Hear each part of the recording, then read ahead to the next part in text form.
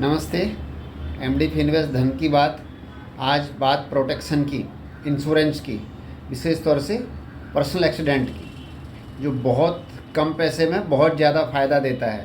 अभी आप देखते हैं कि आज की तारीख में कहीं पर भी हम घर में हों, फिसलने से, बाथरूम में फिसलने से, रोड क्रॉस करने से, कहीं पर भी खतरा बना रहता है। अगर ऐसे में हमारे पास एक बहुत नॉमिनल पैसे में, बहुत कम पैसे दे करके अगर हम एक पर्सनल एक्सीडेंट पॉलिसी लेकर के चलते हैं तो हमको आसानी होती है। जैसे मैंने कहा, अपने पास में आज की तारीख में सबसे ज़रूरी है लाइफ इंश्योरेंस से भी हेल्थ इंश्योरेंस, क्योंकि मेडिक्लेम है तो अपने को हॉस्पिटल के आज के जो बिल हैं वो आपकी सारी सेविंग इन्वेस्टमेंट बिगाड़ देते हैं। तो इसके लिए आपके पास एक प्रॉपर मेडिक्लेम होना ज़रूरी है। प्रॉपर मेडिक्लेम होने के साथ साथ में एक पर्सनल एक्सीडेंट भी आपके साथ में होना हर इंडिविजुअल के पास होना चाहिए ही चाहिए, क्योंकि छोटे मोटे सब कहीं पर फ्रैक्चर हो गया, कुछ हो गया, तो जो लॉस ऑफ इनकम होती है वो पर्सनल एक्सीडेंट में कवर्ड होती है। तो बाज़ार में बहुत सारे इंश्योरेंस कंपनीज हैं जो पर्सनल एक्सीडेंट बेचती हैं। जैसे मैंने पहले भी कहा है कि इंश्योरेंस देने के समय बहुत अच्छे अच्छे विज्ञापन होते हैं और मोहक बातें होती हैं। जब क्लेम लेने का समय आता है तो फिर नियम और कानून होते हैं। तो ऐसे में ज़्यादा ज़रूरी है कि क्लेम वो कंपनी किस तरह से देती है, क्लेम में रिकॉर्ड क्या है।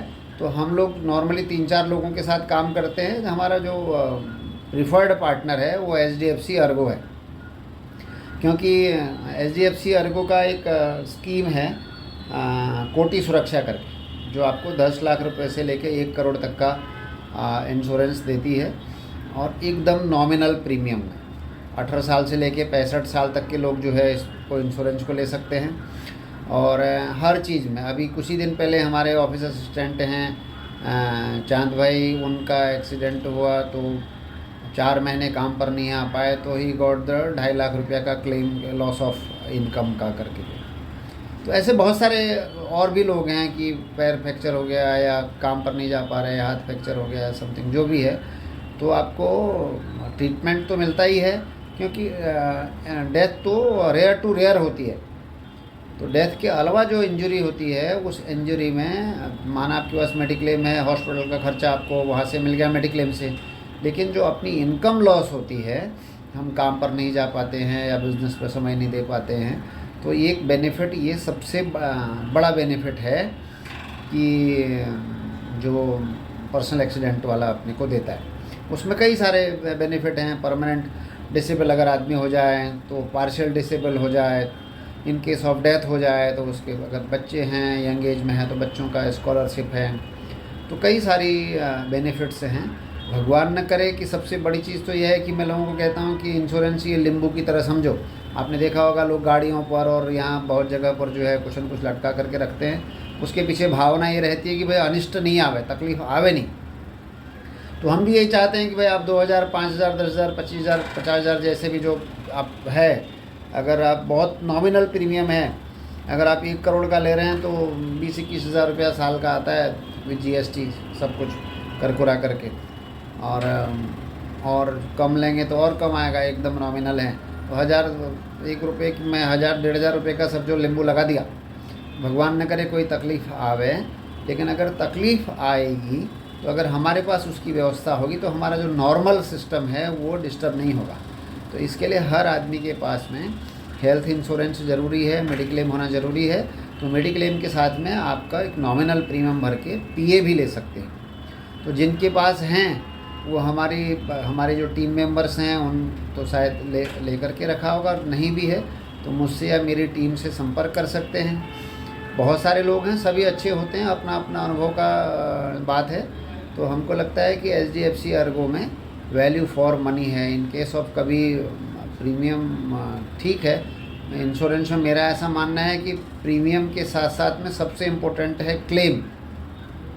आपको प्रीमियम 10,000 रुपया कम दिया, 15,000 रुपया कम दिया, ठीक है, कोई बात नहीं, लेकिन जब अगर क्लेम का समय आया और उस समय फिर नियम कानून और ये नहीं मिलेगा, वो नहीं मिलेगा, आपका 1,00,000-2 लाख रुपया काट लिया या क्लेम डिस्क्वालीफाई कर दिया, तो फिर वो एक प्रॉब्लम वाली बात है। तो हम इससे बचना चाहते हैं।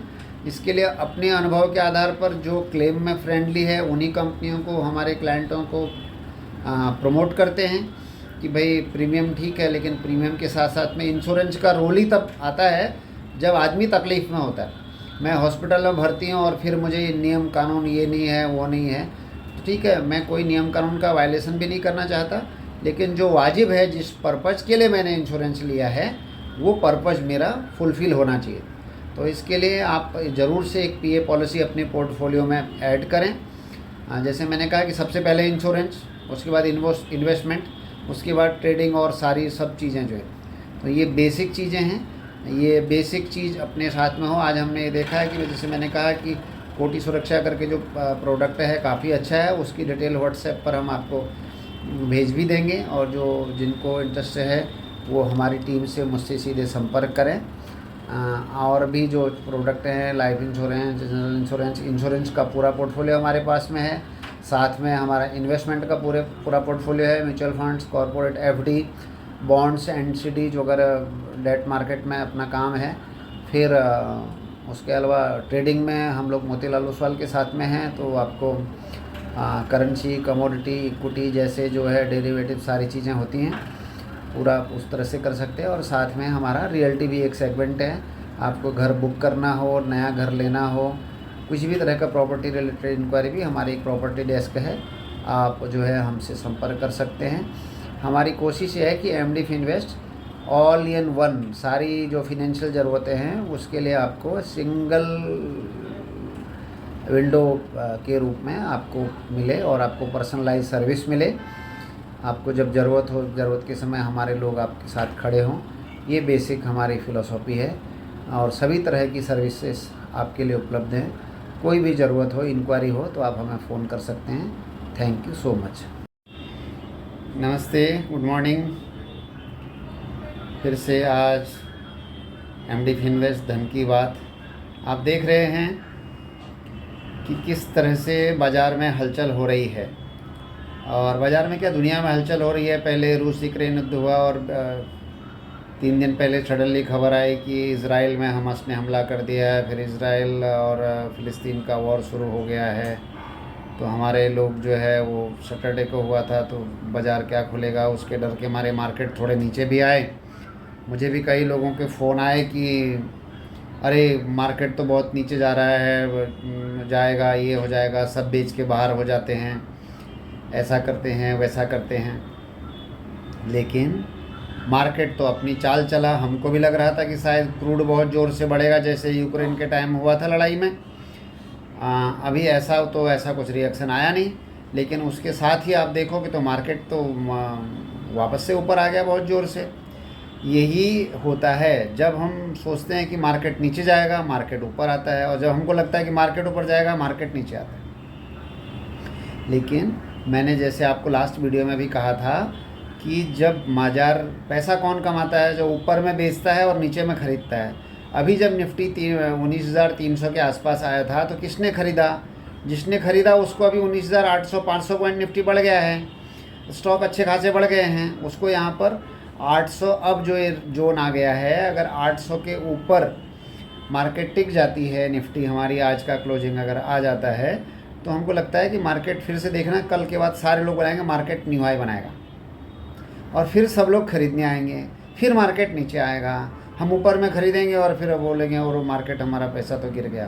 तो ऐसे ही म्यूचुअल फंड्स के द्वारा इन्वेस्ट करें, चाहे हम इक्विटी इन्वेस्टमेंट, डायरेक्ट इक्विटी में इन्वेस्ट करें, म्यूचुअल फंड ज़्यादा बेटर इसके लिए होते हैं क्योंकि वहाँ पर जो ये हमारा इमोशन है ना कि नहीं अभी नहीं ख़रीदना, मार्केट नीचे जाएगा, तो वो थोड़े समझदार लोग होते हैं, होते तो हमारे जैसे ही हैं फिर भी, लेकिन थोड़े समझदार होते हैं, तो वो फॉलो करते हैं उन चीज़ों को, तो उस हिसाब से नीचे में ख़रीदते हैं और एवरेज आउट हो जाता है। क्योंकि कोई जो SIP के द्वारा रेगुलर फ्लो आ रहा है फंड में, आप नहीं भी पैसा डाल रहे हो तो कोई न कोई पैसा डाल रहा है, तो उसका, क्योंकि कॉमन पोर्टफोलियो है, तो आपको उसका बेनिफिट मिलता है।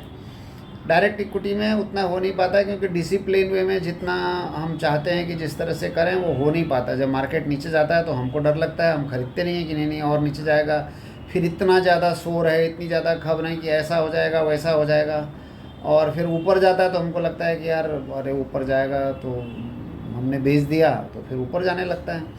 वैसे अधिकतर रिटेल जो इन्वेस्टर ट्रेडर हैं उनकी यही शिकायत रहती है कि अरे जब वो जो शेयर हम लेते हैं वो एकदम नीचे जाता है, और जब तक हम बेचते नहीं तब तक बढ़ता नहीं, जिस दिन हम बेचते हैं वो बढ़ने लग जाता है। ये हर किसी की कहानी है, लेकिन ये ऐसा नहीं कि वो आपने शेयर ख़रीदा है इसके लिए बाज़ार उसको चलने देता नहीं। हर शेयर का बाज़ार का तो रोज़ हर सेकंड ऊपर नीचे पूरे दिन चलते बढ़ते रहने का काम है। अब आगे चल के तो मार्च के बाद ऐसा भी प्रपोजल है कि पूरे 24/7 एक तरह से मार्केट चलेगा। तो अभी लेकिन ये सब में पैसा बनेगा उसकी कोई गारंटी नहीं। पैसा तो आपका बनेगा डिसिप्लिन वे में, बिना डरे। जब तक आप डरेंगे फिर आप ऊपर में लेंगे, ऐसा नहीं। अगर आप ट्रेडिंग कर रहे हैं, जैसे हम मोतीलाल ओसवाल के साथ में हैं, ट्रेडिंग कर रहे हैं, तो अपना एक फिक्स एलोकेशन होना चाहिए कि बाज़ार नीचे आ रहा है तो हम खरीदेंगे, बाज़ार ऊपर जा रहा है तो हम बेचेंगे। क्योंकि जब ऊपर में प्रॉफिट बुक करेंगे तब आपके पास पैसे रहेंगे। हमेशा आपके पास पैसा होना ज़रूरी है। तब जब नीचे में तभी आप खरीद पाएंगे जब आपके पास पैसा होगा। ऊपर में प्रॉफिट बुक करना, नीचे में खरीदना। जब नीचे में खरीद करेंगे, अभी हमने तो नीचे में कुछ खरीदा ही नहीं। निफ्टी 500 पॉइंट नीचे गया था, हम तो कुछ खरीद ही नहीं पाए। हमको लगा कि यूक्रेन में और लड़ाई हो जाएगी और इजराइल में लड़ाई हो जाएगी और मार्केट गिरेगा, तो हमने तो ख़रीदा नहीं। मार्केट ऊपर आ गया, हम यहाँ बेचें क्या? अब हम यहाँ खरीदेंगे, मार्केट फिर नीचे जाएगा, तो हम जो है ना रॉन्ग साइकिल में फंस जाएंगे। तो इसके लिए हमको नीचे का अपना जो साइकिल है, हमको बाज़ार नहीं देखना, हमको हमारी पॉकेट देखनी कि मेरे पॉकेट में कितने पैसे हैं, मैं उसका कैसे यूज करूँगा। अगर मुझे थोड़ा बहुत समझ में आता है, मैं शॉर्ट टर्म के लिए कर रहा हूँ, मार्केट के स्विंग के लिए कर रहा हूँ, तो ठीक है, आप डायरेक्ट इक्विटी में कर भी सकते हैं, या फिर आप डायरेक्ट इक्विटी में भी एज ए SIP में लॉन्ग टर्म का पोर्टफोलियो बना सकते हैं। लेकिन अगर आपको ये जैसे हर किसी कॉमन इन्वेस्टर को लगता है ऊपर जाने में बेचने का मन नहीं करता, नीचे जाने में खरीदने में डर लगता है, तो बेस्ट है कि आप एक म्यूचुअल फंड को पैसे दे दें, या फिर थोड़ा अगर अच्छा पोर्टफोलियो है तो आप 50 लाख रुपए का मिनिमम होता है, PMS वाले को दे दें, तो they will make good money. क्योंकि अपना खुद का इन्वेस्टिंग एक तरह से खुद का सर्जरी करने जैसा होता है, बहुत कम लोग उसमें सक्सेस हो पाते हैं। तो MD फिनवेस्ट के नाते हम आपकी सेवा में हाजिर हैं। आपको जो भी सर्विसेज चाहिए, ऑल इन वन रूफ है। इन्वेस्टमेंट, इंश्योरेंस, इक्विटी, सारा सिस्टम हमारे साथ में हम लेकर के चलते हैं। आपको बेस्ट सर्विस मिलेगी और अच्छी एडवाइस मिलेगी, ये हमारा प्रयास होगा। तो किसी भी सर्विसेज के लिए आप संपर्क कर सकते हैं। अभी तो फ़िलहाल ऐसा लग रहा है कि अगर 800 के ऊपर निफ्टी टिकेगा तो और ऊपर जाएगा, नहीं तो यहाँ पर थोड़ी प्रॉफिट बुकिंग आएगी, आनी भी चाहिए। जिसने 500 पॉइंट नीचे ख़रीदा है उसको थोड़ा यहाँ पर प्रॉफिट बुक करना भी चाहिए, क्योंकि आपके पास हमेशा हर स्थिति में कम से कम पैसा होना ज़रूरी है। अगर आप शॉर्ट टर्म ट्रेडर हैं, तो लॉन्ग टर्म है तो ठीक है, जब भी आपके पास पैसे आए आप पैसे डालते रहें, जैसे मैंने कहा डायरेक्ट स्टॉक का पोर्टफोलियो में या म्यूचुअल फंड्स में। आज के लिए धन की बात में इतना ही।